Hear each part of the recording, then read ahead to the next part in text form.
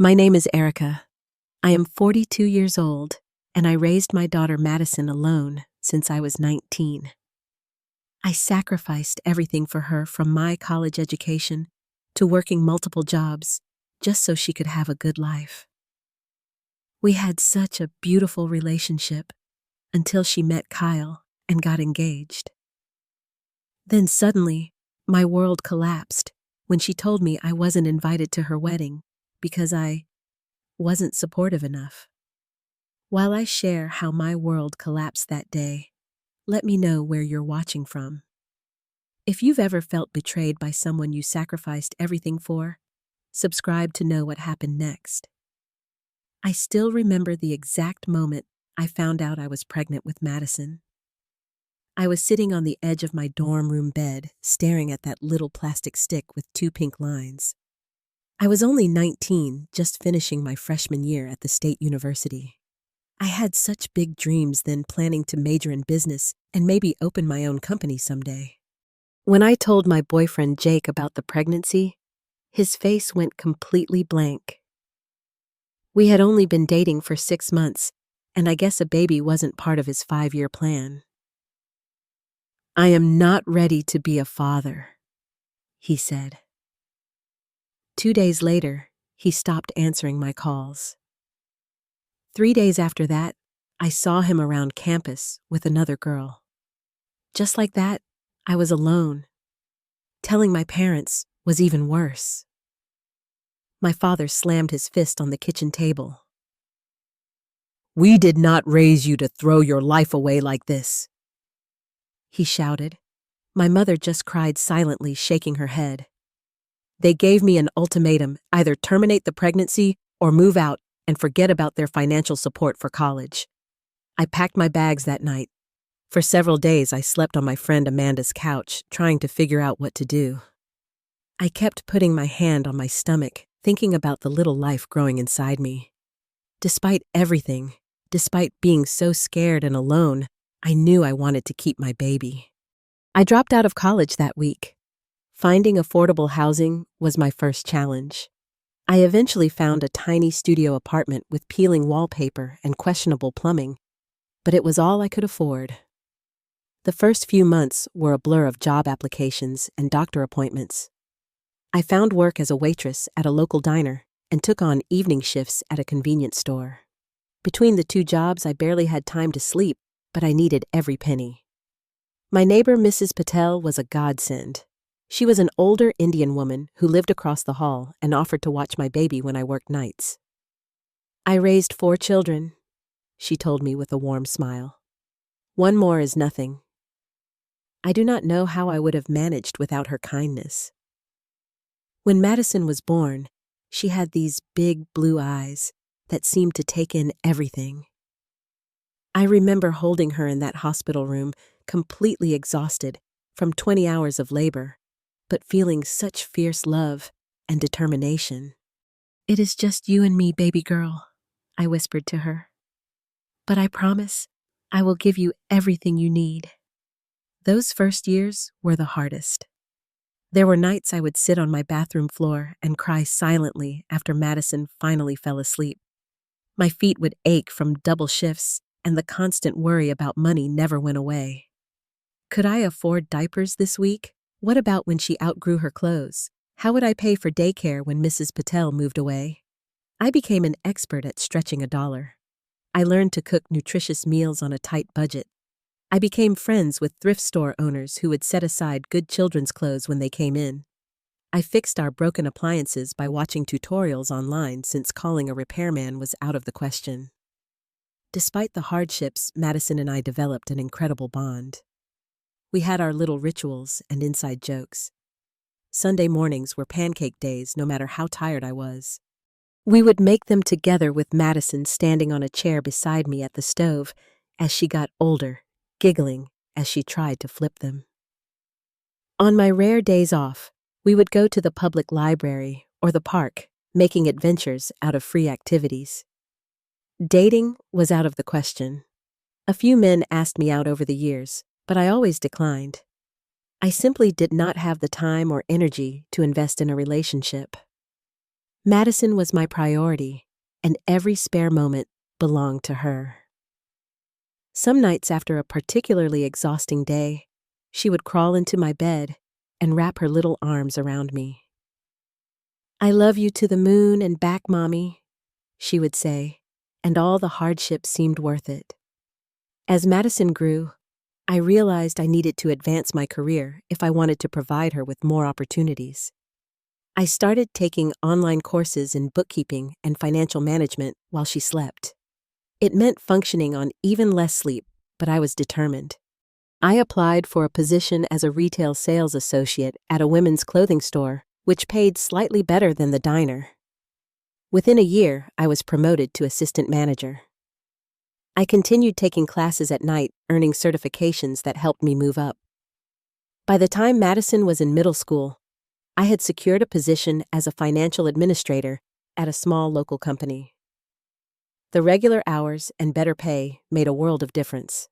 For the first time, I could afford a 2-bedroom apartment. Madison finally had her own room, decorated with the purple paint she had been begging for. The biggest change was being able to start a college fund for Madison. Every month, I put away whatever I could, sometimes just $20, other times more. I wanted her to have the education I never finished. I wanted her to chase her dreams without the struggles I had faced. "You will go to college, and you will not have to work while studying," I promised her.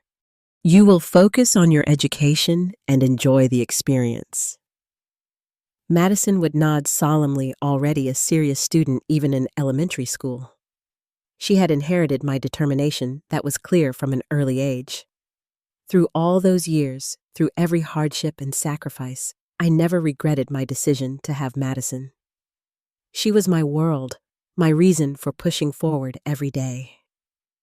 Every milestone she reached was a victory we shared together.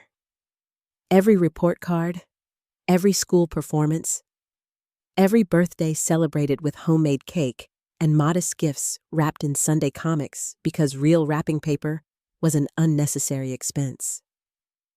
I thought our bond was unbreakable. I thought she understood the depths of my love and sacrifice. I was so proud of the young woman she was becoming. But I had no idea how quickly things would change once she left for college, or how painful that change would be for both of us. Madison graduated high school as valedictorian, and I burst with pride watching her give her speech. All those late nights helping with homework, all those sacrifices had paid off. When the acceptance letter from Westfield University came with a partial scholarship, I cried happy tears. It was not a full ride, but combined with the college fund I had built and some additional student loans, we could make it work. "I will make you proud, Mom," Madison promised as we packed up her dorm essentials. I had taken on extra shifts to afford new bedding and a laptop for her studies. She had chosen to major in public relations, already envisioning herself working for a big company in the city. "You already make me proud every single day," I told her, hugging her tight before saying goodbye. It was the hardest thing I had ever done, driving away and leaving my baby on that campus. But it was also exactly what I had worked so hard for all those years. The first semester went well. Madison called regularly, telling me about her classes and new friends. When she came home for Thanksgiving, she seemed the same sweet girl who had left. But when she returned for winter break after completing her first full semester, I noticed subtle changes. Madison brought home a new wardrobe I had never seen before. Designer labels I could never afford peeked out from her luggage. When I asked about them, she vaguely mentioned sales and quickly changed the subject. She spent more time on her phone than talking to me, and when her high school friends invited her over, she made excuses not to go. "They are so immature now," she explained, scrolling through Instagram. "College changes your perspective." By sophomore year, Madison rarely came home on weekends. Her calls became shorter and less frequent. When she did visit, she made comments about our apartment that never bothered her before. "This place is so small," she remarked once, looking around our living room with a slight grimace. "And this neighborhood is really going downhill." I tried not to take it personally. She was experiencing a different world at university, making friends from wealthy backgrounds. It was natural for her perspective to shift. Still, her comments stung. During her junior year, Madison landed an internship with a PR firm in the city and decided to stay on campus during summer break to be closer to work. When I drove up to take her to dinner, she suggested meeting at a restaurant near campus instead of showing me her summer housing. "It is just easier this way," she said when I asked why. "Parking is a nightmare near my building." Throughout dinner, Madison talked enthusiastically about her internship and her new friend group. All her stories featured people with seemingly unlimited resources, weekend trips to beach houses, expensive dinners, shopping sprees. When she mentioned her friend Tiffany's family had a private jet, I noticed Madison avoided making eye contact with me. "Your roommate Alicia still at school for the summer?" I asked, remembering her freshman roommate who came from a similar background to ours. "Oh, we don't really talk anymore," Madison said dismissively. "We just grew apart." Later, when I mentioned my recent promotion at work, Madison nodded politely, but quickly changed the subject. It dawned on me that she was embarrassed about my job, about our life. The realization felt like a physical blow. After graduation, Madison was offered a position at Blair Communications, a prestigious PR firm in the city. I attended her graduation ceremony alone, sitting among families who arrived in luxury cars and talked about vacation homes. Madison introduced me briefly to a few of her friends, but quickly moved on as if worried I might say something that would reveal her background. With her first real paycheck, Madison rented an apartment in an upscale area of the city. When I visited for the first time, bringing a houseplant as a housewarming gift, I felt immediately out of place. The doorman gave me a suspicious look as I entered the lobby in my department store clothes. The apartment was small, but modern, with high ceilings and a view of the city skyline. "This must cost a fortune," I said, looking around at the sleek furniture I did not recognize. "It is worth it for the location and amenities," Madison replied, taking the plant from me and placing it somewhat reluctantly on a side table. I later noticed it had been moved to a less visible spot in the kitchen. Our phone calls became even less frequent. Madison always seemed busy with work events or social engagements. When we did talk, she shared less and less about her life. I tried to remain supportive, telling myself this was normal for young adults, establishing their independence. Then came the dinner where Madison introduced me to Kyle. She had mentioned dating someone new, but had been vague about details. We met at an exclusive restaurant where the menu had no prices, always a worrying sign. Kyle was tall and conventionally handsome, with the confident demeanor of someone who had never worried about money a day in his life. "It is so nice to finally meet you," I said warmly, extending my hand. Kyle shook it with a slightly limp grip, his smile not reaching his eyes. "Likewise," he said in a tone that suggested the opposite. Throughout dinner, Kyle dominated the conversation, talking about his family's construction business, their homes in the Hamptons and Aspen, his Ivy League education. When he asked about me, it felt more like an interrogation than genuine interest. "And what exactly do you do, Erica?" he asked, emphasizing my first name in a way that felt deliberately disrespectful. "I am a financial administrator for Meridian Services," I answered. "That is like an accountant?" he asked, raising an eyebrow. "Similar, yes," I replied, feeling Madison tense beside me. "My mother used to volunteer with an organization that helps women get back into the workforce," Kyle said, as if offering a helpful suggestion. "They specialize in mature women looking to build careers later in life." I forced a smile, acutely aware of Madison's discomfort. When I glanced at her, the look in her eyes was unmistakable. She was ashamed of me. My accomplished, beautiful daughter, whom I had given everything for, was ashamed of her own mother. As I drove home that night, tears blurred my vision. Something fundamental had shifted, and I wasn't sure our relationship would ever be the same again. Madison called me on a Tuesday evening 3 months after that uncomfortable dinner to announce her engagement. Her voice bubbled with excitement as she described how Kyle had proposed during a weekend trip to Napa Valley. "He had the whole vineyard to ourselves, Mom. There were rose petals everywhere and a string quartet playing our song. The ring is incredible, 3 carats cushion cut." I swallowed hard, trying to match her enthusiasm. "That sounds beautiful, sweetheart. I am so happy for you. When can we get together to celebrate? I would love to take you both to dinner." There was a slight pause. "Oh, well, we are actually having an engagement party this weekend at Kyle's parents' lake house. It is mostly for close friends, very intimate."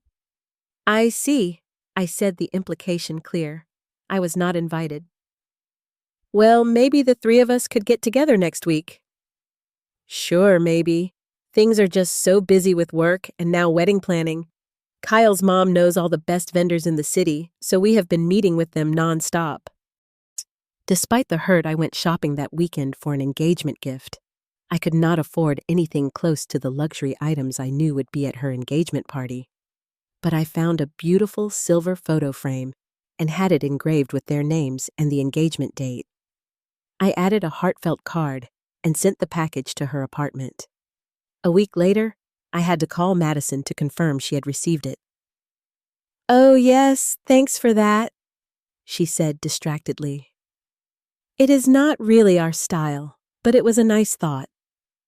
I bit my lip to keep from responding. The frame had cost me nearly a week's worth of groceries.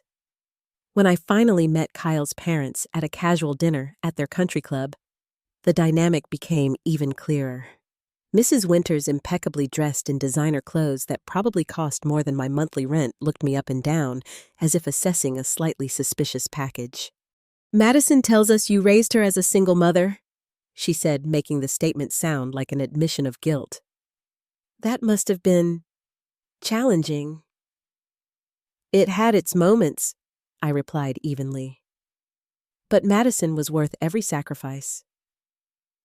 "Yes, well, she certainly overcame her humble beginnings," Mrs. Winters continued, glancing at her husband.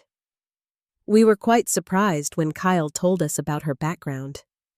She fits in so well with their social circle you would never know."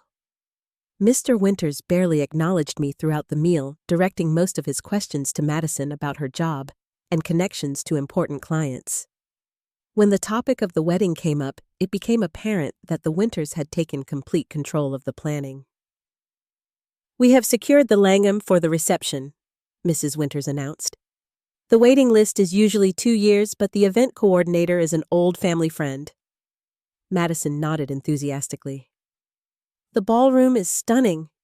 We are thinking of a winter wonderland theme with imported white orchids and crystal centerpieces. Have you thought about incorporating any of your family traditions?" I asked Madison gently. Before she could answer, Mrs. Winters interjected. "Oh, we have the wedding planning well in hand. The Winters family has certain traditions that must be observed. The grandeur of the occasion must reflect the family's standing." On the drive home, I tentatively brought up my concerns. "Madison, it seems like Kyle's family is making most of the decisions about your wedding." "They know what they are doing, Mom," she replied defensively, "and they are paying for most of it." "I want to contribute too," I said. "I have been saving for your wedding since you were little." This was not entirely true, but I had put aside a modest sum over the past few years. Madison's laugh held a note of derision that pierced my heart. "That is sweet, Mom. But do you have any idea how much this wedding costs? The flowers alone are more than you could probably contribute." I gripped the steering wheel tighter. "It is not about the amount. I want to be part of your special day." "The best way you can help is by just going along with what is planned," she said. "This wedding is really important for Kyle's family connections and my future in the city." A few days later, I emailed Madison suggestions for possible venues that held sentimental value for us, like the botanical garden where we used to visit on Sunday afternoons when she was little. Her response was quick and cutting. "Mom, please stop. The venues you are suggesting are completely inappropriate for the scale of wedding we are planning. This is not some small family gathering. Important people will be attending. As the wedding planning progressed, I was systematically excluded from every decision. I was not invited to dress fittings menu tastings or floral consultations. When I asked Madison about these exclusions, her excuses became increasingly transparent. The bridal salon only allows 3 people maximum, she claimed, though her Instagram later showed 5 of her friends there. Tensions escalated when I overheard Madison on the phone with one of Kyle's friends during a rare visit to her apartment. "No, my family is not really in the picture," she said, unaware I was returning from the bathroom.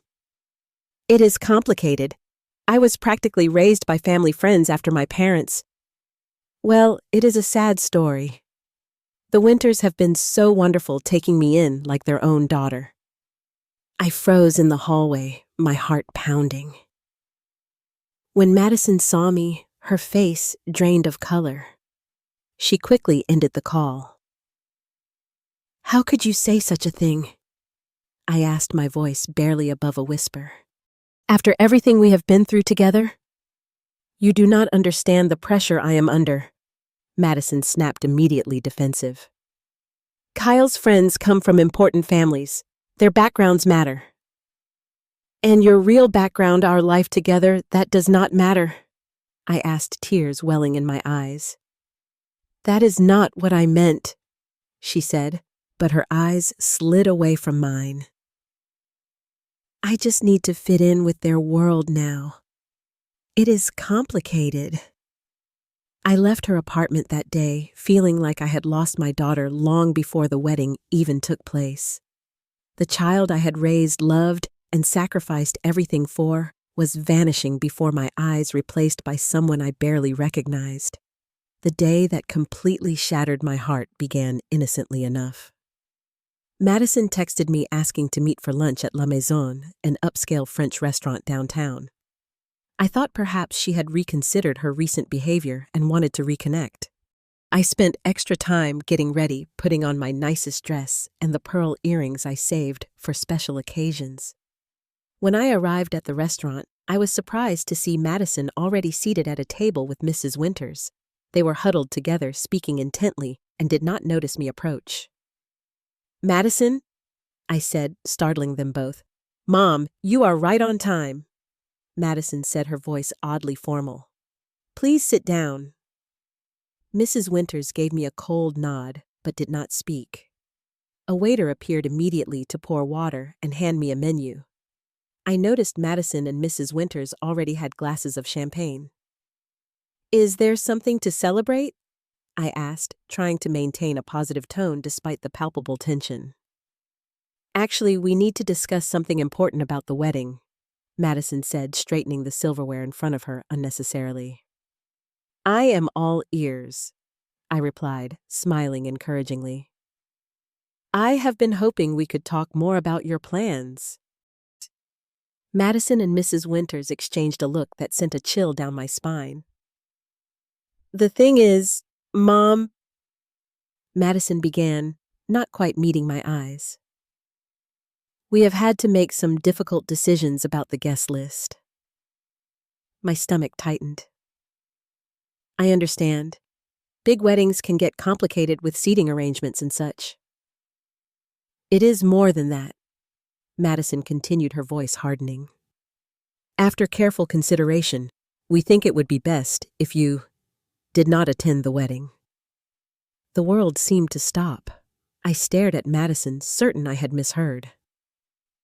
"What did you say?" Mrs. Winters interjected smoothly. "What Madison is trying to say is that the wedding has taken on significant importance for both families. The governor will be attending, as well as several state representatives and business leaders. The atmosphere needs to be consistent with the social standing of the attendees." I looked from her to Madison, who was now staring at her champagne glass. "Are you saying I am not good enough to attend my own daughter's wedding?" "Mom, do not make this more difficult," Madison said sharply. "You have not been supportive of my relationship with Kyle or my new life. You criticize everything about the wedding planning. When have I ever criticized your plans? I asked, genuinely confused. I have been trying to be included in them. Your constant suggestions about meaningful locations and simpler options undermine what we are trying to achieve, Madison said. This wedding is about my future, about cementing my place in Kyle's world. And I do not fit into that world, I finished for her, my voice hollow.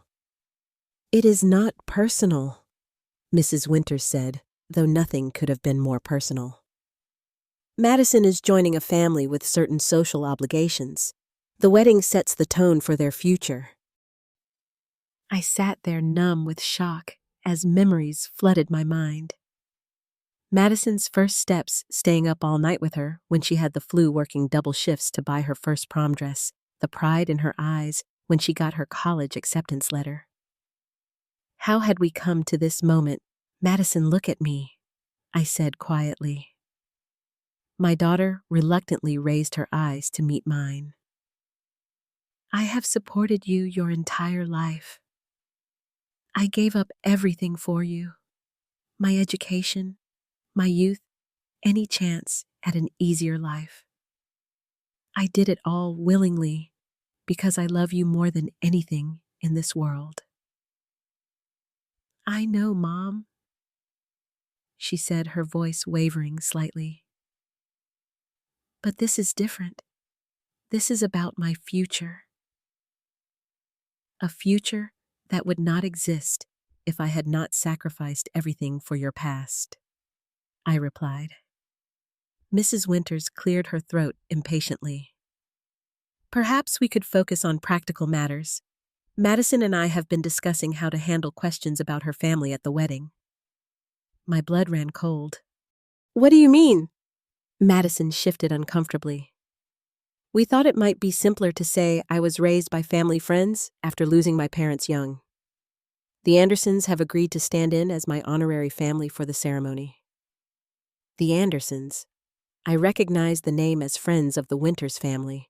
They were going to replace me, erase me from my daughter's life story.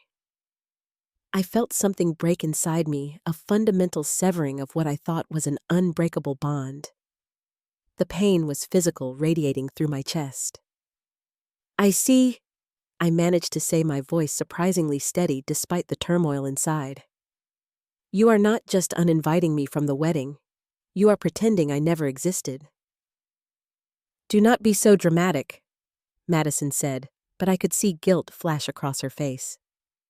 It is just for the wedding day.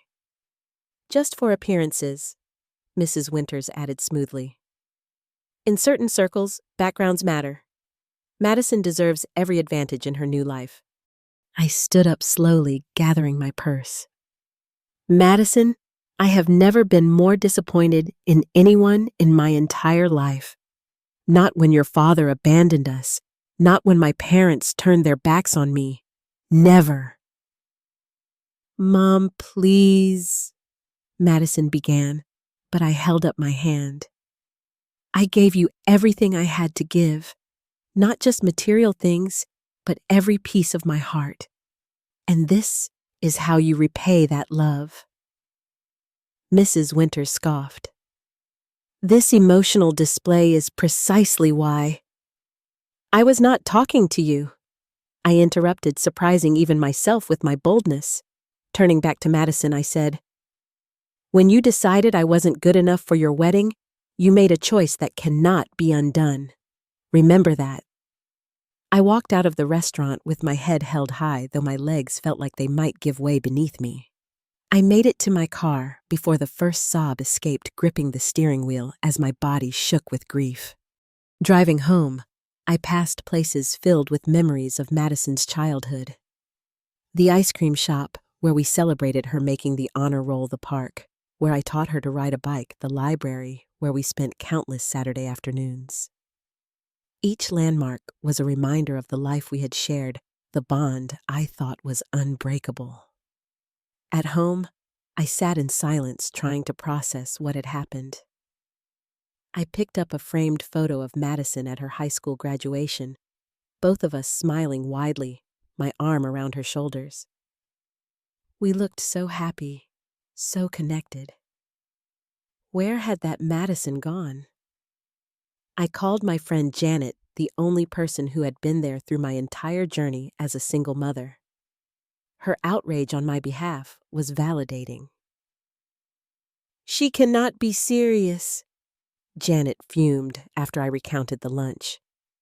"After everything you did for her, working yourself to the bone to give her opportunities. Apparently, I am an embarrassment now." I said the words, still painful to speak aloud. "What are you going to do?" Janet asked. I looked around my modest apartment at the life I had built while giving Madison every possible advantage. The college fund I scrimped and saved for. The joint credit card I had added her to years ago to help build her credit. The savings account I had started for her wedding long before she met Kyle. A calm clarity descended on me. I am going to show her that actions have consequences. After ending the call with Janet, I sat at my computer and began systematically freezing every financial connection between Madison and myself. I called the bank and froze the joint checking account we had maintained since her college days. I called the credit card company and reported my card as lost, ensuring that the secondary card Madison occasionally used would be deactivated. I changed the password on the wedding savings account I had accumulated over the years. Each action felt like both a betrayal and a reclamation. I was severing financial ties with my daughter, something I had never imagined doing. But I was also standing up for myself, refusing to be used and discarded. When I finished, I sat in the growing darkness of my apartment, wondering if I had just made the biggest mistake of my life. But underneath the doubt was a steely certainty I deserved better than to be erased from my own daughter's life. I barely slept that night after freezing the accounts. My mind kept replaying Madison's words, the cold calculation in her voice, as she explained why her own mother could not attend her wedding. By morning, I felt hollowed out as if grief had scraped me empty from the inside. I called in sick to work for the first time in years, unable to face conversation or normalcy. Around noon, I received a confirmation email from the bank verifying the accounts had been frozen and password changes completed. Seeing it in writing made everything more real, more final. The first call from Madison came at 2:17 p.m. I watched my phone vibrate across the coffee table, her smiling high school graduation photo lighting up the screen. I let it go to voicemail. Then another call came 5 minutes later, and another. By the sixth call, I finally picked up. "What did you do?" Madison demanded, her voice shrill with panic. "Hello to you too," I replied, surprised by my own calm. "My card was declined when I tried to pay the deposit for the ice sculpture.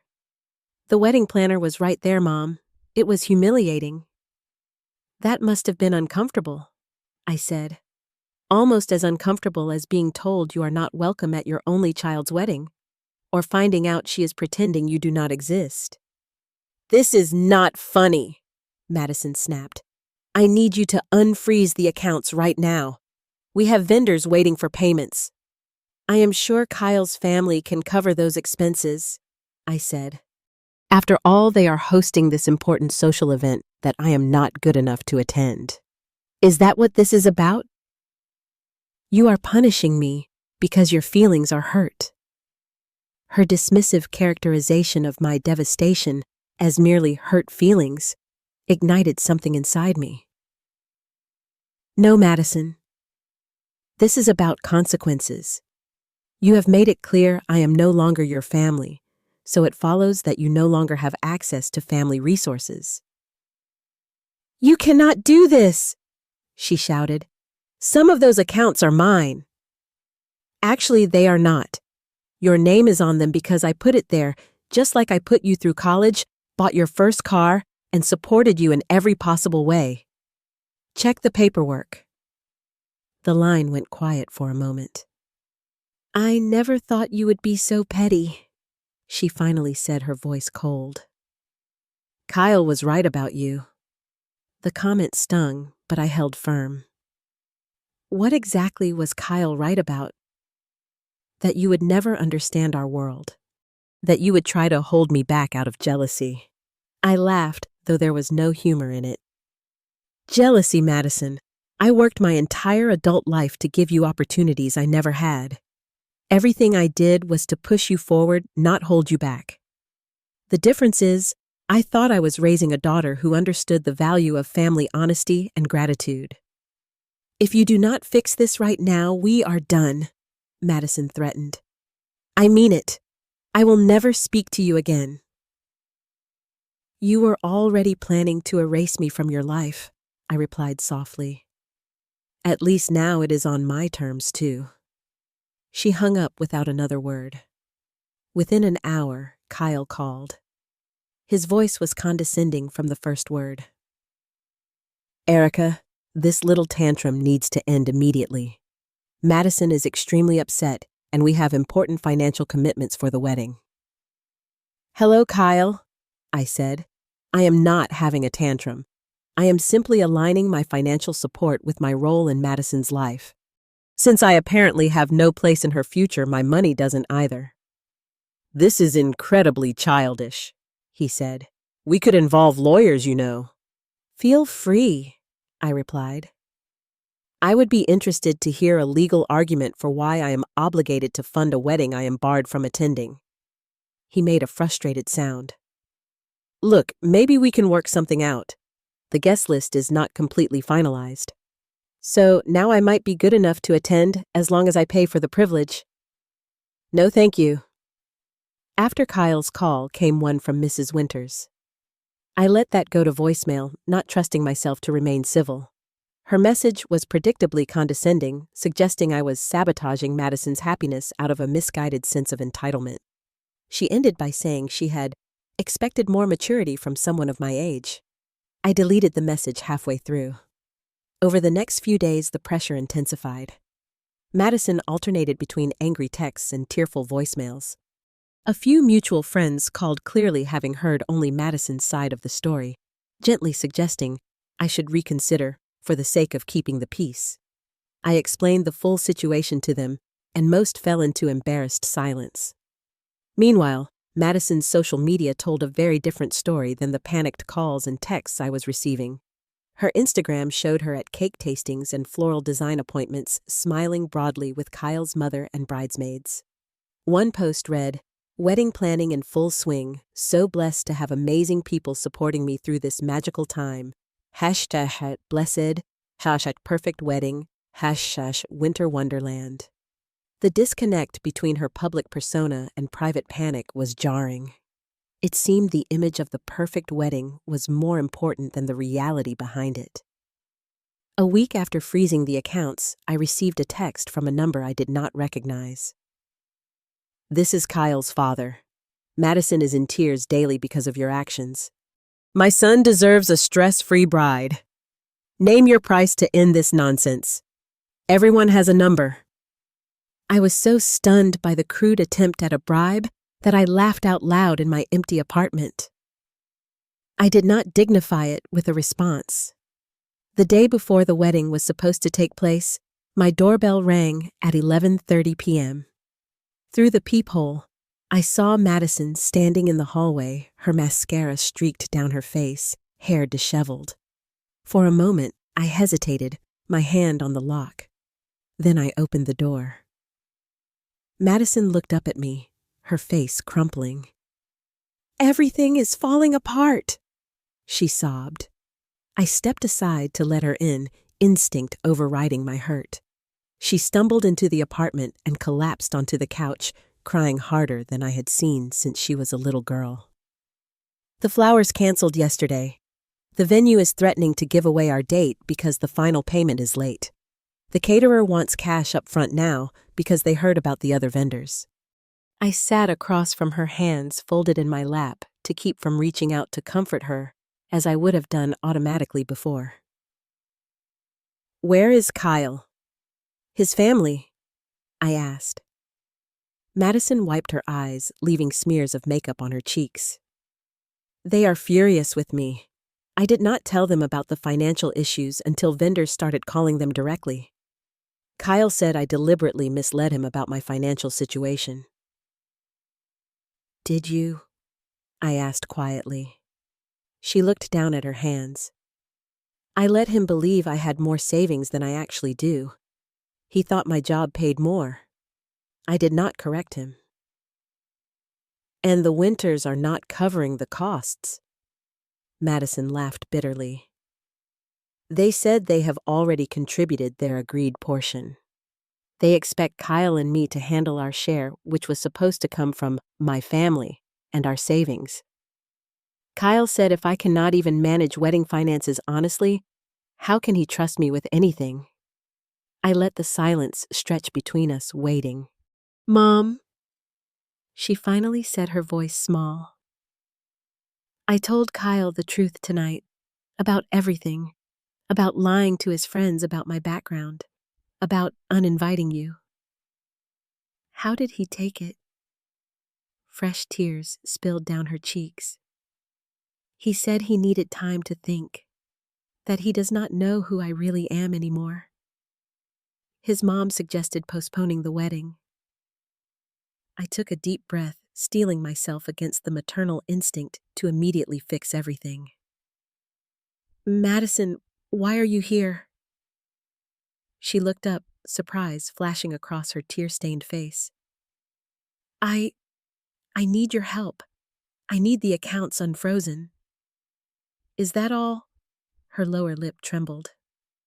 No, I need my mom. I have made terrible mistakes. I was so desperate to fit in with Kyle's world that I lost sight of who I am and where I come from. She reached for my hand. I am so sorry, Mom. I cannot believe I was willing to cut you out of my wedding, out of my life. I studied her face, trying to determine if this was genuine remorse or merely a financial emergency forcing her hand. Why should I believe you now? How do I know this is not just about the money? Madison winced at the question. I deserve that. I have been horrible to you. She took a shaky breath.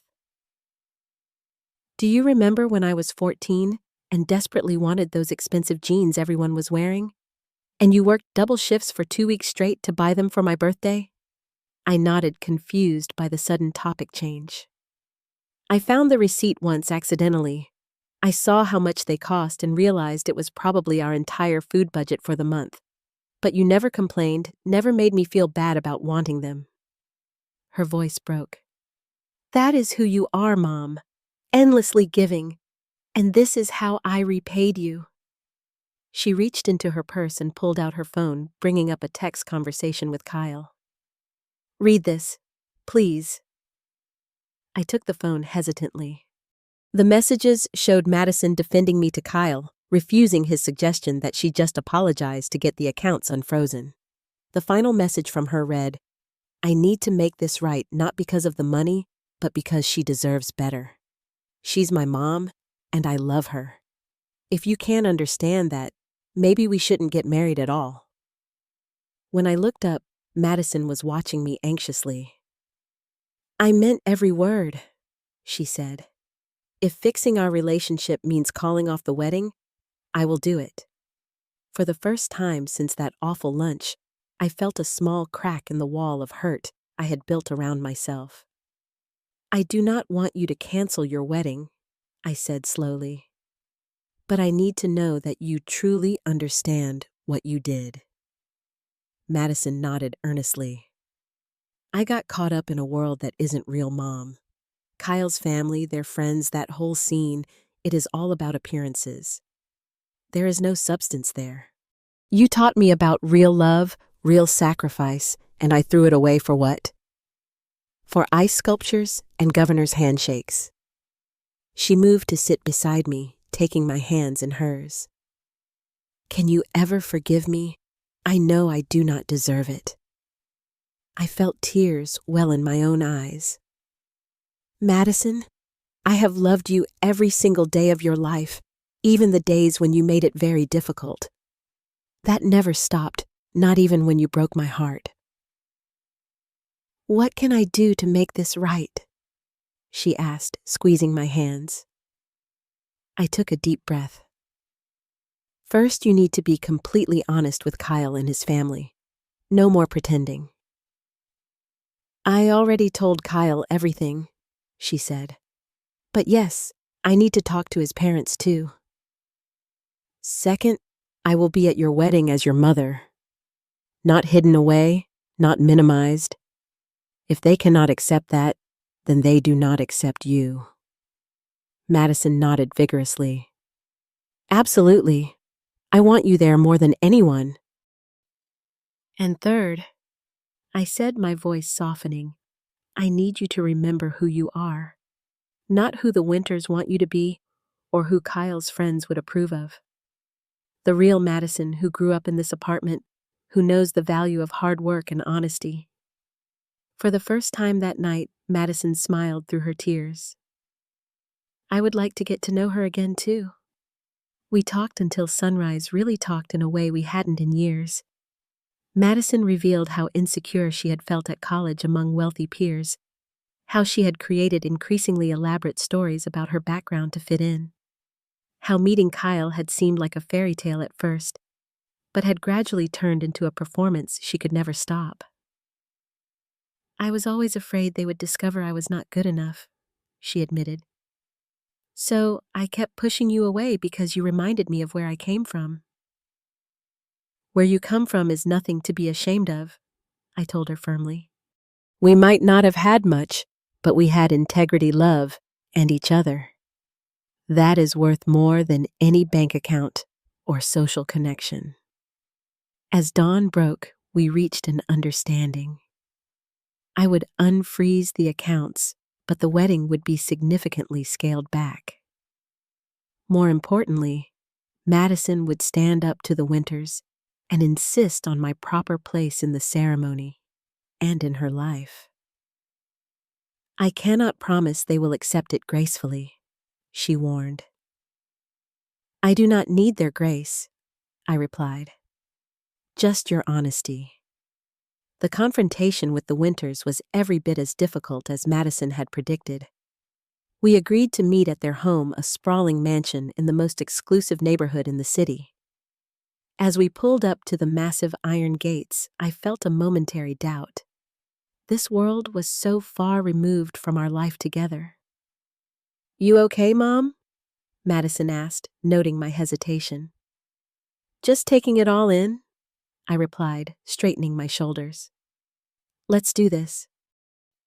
The Winters were waiting in their formal living room, a cold, pristine space that looked more like a museum than a home. Kyle sat apart from his parents, his expression unreadable. Mrs. Winters did not stand when we entered, while Mr. Winters merely nodded curtly from behind his imposing desk. I hope this meeting is to inform us that the financial situation has been resolved, Mrs. Winters said by way of greeting. Madison squeezed my hand before stepping forward. Yes and no. Mom and I have reached an understanding, but there are going to be changes to the wedding plans. What kind of changes? Kyle asked, speaking for the first time. Madison took a deep breath. First, my mother will be attending the wedding as my mother, not hidden away or minimized. She will be walking me down the aisle as she is the only parent who has been there for me my entire life. Mrs. Winters made a dismissive gesture. That is not possible. The Andersons have already agreed to their role. The programs have been printed. Then they will need to be reprinted, Madison said firmly. Second, we need to scale back the wedding considerably. The venue and many of the extravagant details are beyond our means. This is ridiculous. Mr. Winters finally spoke. We are not having this conversation. The arrangements have been made. The arrangements were made under false pretenses, I interjected calmly. Madison felt pressured to maintain appearances at any cost, which is not a healthy way to start a marriage. Mrs. Winters looked at me as if I had crawled out from under a rock. You have no say in these matters. This wedding is about our son and his future. It is about Madison's future too, I replied. And unlike you, I have been there for every moment of her past. Kyle stood suddenly, walking over to Madison. Is this really what you want? To throw away all our plans for a simpler wedding? Madison met his gaze steadily. What I want is to marry you without pretending to be someone I am not. I am not ashamed of my mom or where I come from anymore. If you want to marry me, you accept all of me, including my real family. The room fell silent as Kyle processed her words. Then, to everyone's surprise, he turned to his parents. Madison is right. This wedding has become more about your social aspirations than our happiness. If she wants her mother there in a place of honor, that is how it should be. Mrs. Winters gasped. Kyle, think about what you are saying. The governor has confirmed his attendance. The Blackwells are flying in from Europe.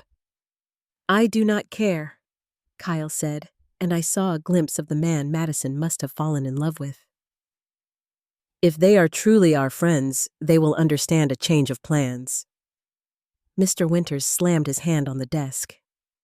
We have invested thousands in this wedding already. And we appreciate that, Madison said quickly. But we need to be realistic about what we can contribute. I would rather have a meaningful ceremony than a financial disaster. What followed was 2 hours of intense negotiation. The Winters were initially resistant to any changes, but when Kyle stood firm alongside Madison, they gradually relented. The wedding would be moved to a smaller venue. The guest list would be cut by half. Many of the more extravagant elements would be eliminated. Most importantly, I would be acknowledged as Madison's mother and given my rightful place in the ceremony. The Winters were not happy, but they recognized they were outnumbered, especially with their son taking our side. As we were leaving, Mrs. Winters pulled me aside. I still do not understand why Madison would choose to highlight her disadvantaged background. I smiled at her, genuinely pitying her limited perspective. Because authentic relationships are built on truth, not appearances. Madison understands that now. The weeks leading up to the revised wedding date were busy but healing. Madison and I worked together to plan a more modest but meaningful celebration. We found a beautiful garden venue that cost a fraction of the original ballroom. Madison chose simpler flowers and decor that still reflected her taste, but without the astronomical price tag. Most touchingly, she asked if we could incorporate some of our family traditions into the ceremony. We decided to use the quilt my grandmother had made as a table covering for the signing table. A small but significant nod to our family history. Kyle, to his credit, became more supportive once freed from his parents' expectations. He confessed to Madison that he had always found the elaborate plans somewhat overwhelming, but had gone along with them to please his family. The more genuine version of their relationship that emerged was stronger for having weathered this crisis. The Winters gradually adjusted to the new reality, though Mrs. Winters occasionally made passive-aggressive comments about the scaled-back nature of the event. Mr. Winters surprisingly seemed almost relieved when some of his business associates were cut from the guest list. On the morning of the wedding, I helped Madison get ready in a suite at the garden venue. As I zipped up her dress, a simpler but no less beautiful gown than the original, our eyes met in the mirror. "Thank you, Mom," she said softly. "Not just for today, but for everything, for never giving up on me, even when I gave up on us. I will always be here for you," I promised, blinking back tears. "No matter what." When the music began and we prepared to walk down the aisle together, Madison squeezed my arm. "I am so proud to have you as my mother," she whispered. My heart swelled as we began our walk. The assembled guests, a mix of Kyle's family, Madison's friends, and even a few of my longtime friends, watched as I proudly escorted my daughter toward her future husband. The Winters sat in the front row, Mrs. Winters notably stiff, but Mr. Winters offering a surprising nod of acknowledgement as we passed. During the reception, Madison insisted I give a toast. Standing before the gathered guests, I spoke from the heart about watching Madison grow from a tiny baby into the remarkable woman before them. I spoke of challenges overcome and the unbreakable bond of family. When I finished, there wasn't a dry eye in the room, including, surprisingly, Mr. Winters. Later, as Madison and Kyle prepared to leave for their honeymoon, she pulled me into a tight embrace. "This is just the beginning, Mom. Things will be different from now on, I promise." 6 months later, she called with news that made that promise feel real. "Mom, I am pregnant. You are going to be a grandmother." The joy in her voice was matched by my own heart racing with excitement. "That is wonderful news, sweetheart. We want you to be a big part of the baby's life," she continued earnestly. "Weekly visits, Sunday dinners, the whole thing. This child is going to know exactly where they come from and the amazing grandmother who made it all possible." As I hung up the phone, I reflected on the journey we had taken. The hurt had been real and deep, but healing had been possible because love, real love, can withstand even the most painful betrayals. Madison had lost her way, temporarily seduced by a world of appearances and status, but had found her way back to what truly matters: authenticity, honesty, and family. I learned that sometimes you have to stand firm in your own worth, even when it means causing short-term pain. By refusing to let Madison erase me from her life, I forced her to confront the consequences of her choices and ultimately helped her rediscover her true self. Today, our relationship is stronger than ever. Madison visits regularly, often without Kyle for Mom and me time. She proudly introduces me to her colleagues and friends without hesitation. The Winters have even mellowed somewhat, especially with a grandchild on the way. If you have ever felt betrayed by someone you love deeply, remember that sometimes the most loving thing you can do is hold them accountable. Real love is not about being a doormat. It is about caring enough to demand truth and respect. And sometimes, when you stand firm in your own worth, you create the opportunity for genuine reconciliation and growth. Has someone you love ever tried to erase you from their life? How did you handle it? Remember, relationships worth having are built on honesty and mutual respect. Like, subscribe, and share if this story resonated with you. Thank you for listening to my journey, and I hope it helps someone facing similar challenges find the courage to stand up for themselves while keeping their heart open to healing.